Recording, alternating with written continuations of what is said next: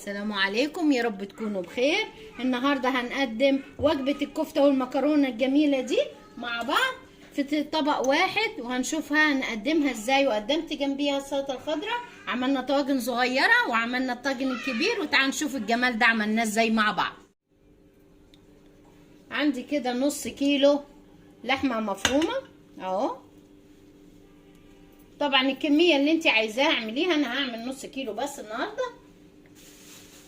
هحط عليها بصلة مفرومة ناعم، وكمان عصراها من المية خالص اهي.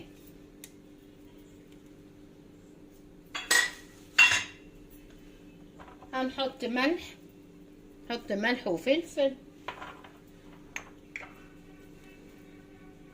فلفل اسود. هحط بابريكا، معلقة بابريكا كده.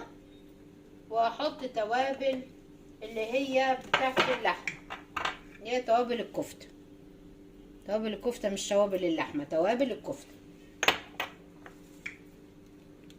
وكمان هحط عليها معلقة بيكنج باودر. معلقة بيكنج باودر بتخليها هشة وحلوة ومش مكتومة الطريقة دي. الإضافة الحلوة كمان هحط لها 3 فصوص توم مهروسين. كله ده على بعضه هدعك كده كل اللحمة مع بعض عشان تمتزج كلها مع بعضيها كده.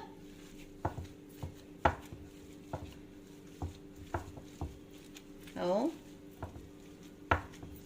اللحمة فيها طبعا نسبة دهون بس بسيطة مش كتير، يعني حوالي كده 50 جرام، حوالي معلقة كده على النص كيلو دهنة. سواء ليا دهنة انا فرمها مع بعض كلها على بعض. امسكها كده ندعك فيها خالص لغاية ما كله ده يتدخل في بعضه، ناخد نتيجة حلوة، اللحمة تتمسك مع بعضيها كده.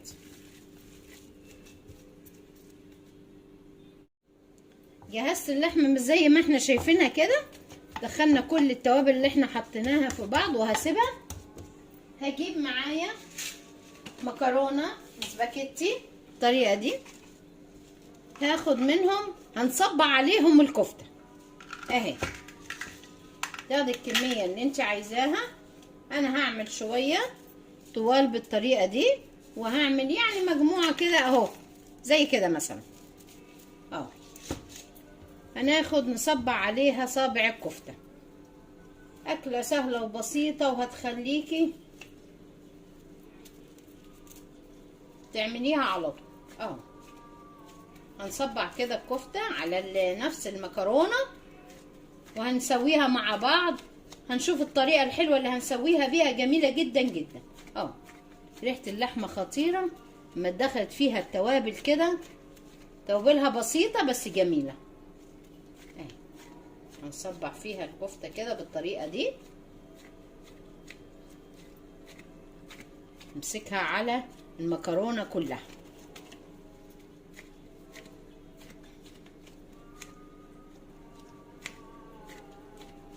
اهي. وهنحطها في الطاجن اللي احنا هنسوي فيه. ناخد مجموعة برضو تاني قديهم كده قد بعض بالتقريب كده، يعني طبعا مش هنعد المكرونة ده اكيد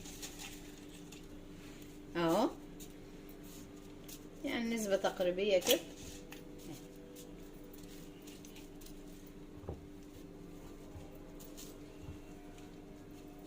دي برضو امسك اللحمة برضو املكها كده في ايدي بالطريقة دي وهصبحها اهو. ناخد كده ونلفها على المكرونة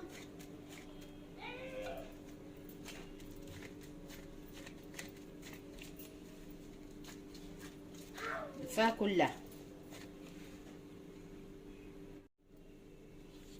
كمان هعمل بطريقة تاني، لو انتي مش حابة تعمليها بطول المكرونة، هنمسك المكرونة بالطريقة دي اهو اهو. هقسمها 2 اهو زي كده، ونصبع برضو على قدها. يعني انت لو مش حابة تعمليها طويلة ممكن برضو نعملها صغير. هنعمل ده وده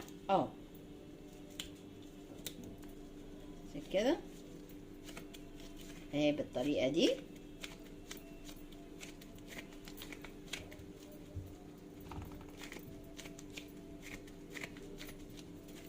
اهو نفس الطريقة برضو، بس دي شكل ودي شكل. اللي يريحك في الطريقتين اعمليهم، او في الشكلين يعني اعمليهم. اهو كده. وامسك برضو التانيين سويهم كده. نمسك برضو صابع الكفتة نعملها عليها. طريقة سهلة وبسيطة واكلة في طبق واحد، وما عملناش اي حاجة وسخنا مواعين كتير ولا حاجة.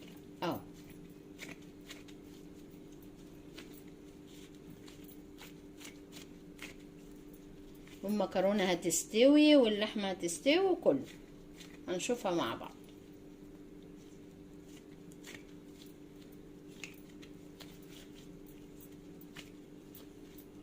اهي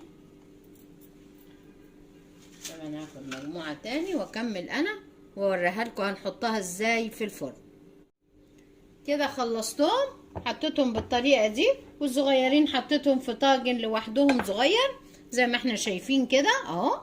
ونروح بقى على البوتاجاز نشوف الصوص اللي هنحطه فيه، اللي هيستوي فيه الكفتة والمكرونة ازاي هنعمله مع بعض. هحط طاسة على النار، هحط فيها حوالي معلقتين 3 كده زيت.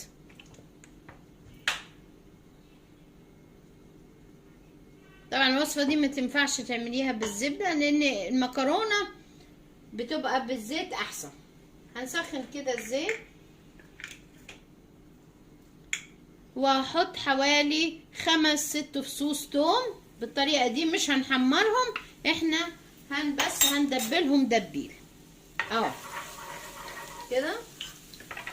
اول ما نشم ريحة التوم هكون مجهزة كده معلقة صلصة هحطها عليها، نلفها كده ببعض عشان متلحقش تتحمر التومة، تدي طعم مش حلو وتمرمر معاكي.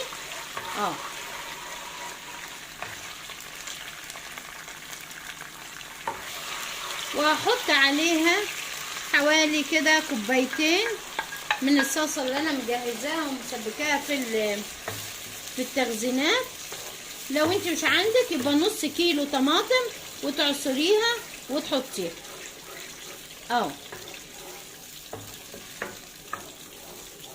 دي.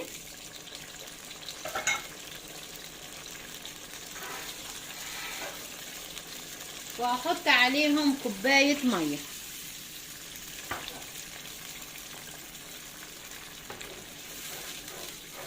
وهنحط ملح وفلفل، نحط ملح ونظبط طبعا الملح، وهحط فلفل اسود بس كده. وبعد كده هنحط لها اضافة تاني قبل ما نحطها في الطاجن. هنسيبها كده تتسبك وتغلي في بعضها، بعد كده تغلي غلوتين كده، وبعد كده نشوف هنعمل معاها ايه في الطاجن الجميل اللي احنا عملناه مع بعض. واول ما غليت بالطريقه اللي احنا شايفينها مع بعض دي هحط لها معلقه صويا صوص بتديها طعم حلو قوي مع الكفته اهو. عايزه تستغني عنها استغني عنها، بس هي بتديها تيست جميل جدا وطعم خطير مع الكفته. وهنشوفها نعملها ازاي. خلاص كده هطفي النار. وكده قبل ما احطها على الكفته هحط معاها معلقه كده ريحان وزعتر مع بعض. الريحان والزعتر ده بيديها طعم حلو قوي، ولو كمان الزعتر والريحان اخضر وفريش يبقى احسن، هيديها طعم حلو قوي. كده هنحط كل طبعا الصويا صوص والزعتر والريحان ده اضافات، لو انت عايزه استغني عنها استغني عنها، بس انا بديك التست على اصوله يعني هيديكي نكهه حلوه جدا. كان عايزة تحشيها حشيها براحتك، لكن اللي انا حطيته ده بتوديك في حتة تانية خالص. هكون مسخة طبعا، هنمسح الحواف دي عشان ما تتحرقش في الفرن زي ما احنا شايفين، وهكون مسخنة الفرن على اعلى درجة، وهندخلها مفيش 12 دقيقة هتلاقيها استوت وزي الفل. هنشوفها مع بعض.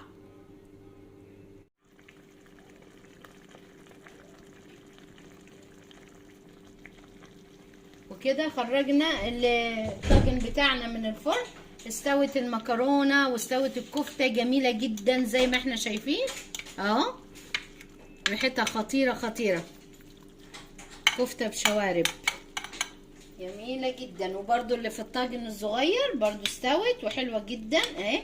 حطيت انا الصغيره اللي هي مقسمنا المكرونه، حطيناها في طاجن وحديها زي ما احنا شفنا، وهنقدمها طبعا. لك فكرة جديدة النهاردة، يا رب تعجبك. وهنشوفها برضو اهو كده، لو عايزة خضرة هنشوف مع بعض اهي، جميلة جدا جدا. المكرونة مستوية زي ما احنا شايفين اهي، وادي الكفتة برضو مستوية وكل حاجة اهي، كفتة مستوية والمكرونة مستوية، حتى اللي من جوه استوت اهي، جميلة جدا. وكده يبقى خلصنا الفيديو بتاعنا النهاردة، ويا رب تكون فكرة بسيطة وسهلة وتجربيها وتعجبك. وان جربتيها وعجبتك اوعي تنسيني في اللايك والشير واشتراك في القناة، والى اللقاء في فيديو احلى واحلى كمان.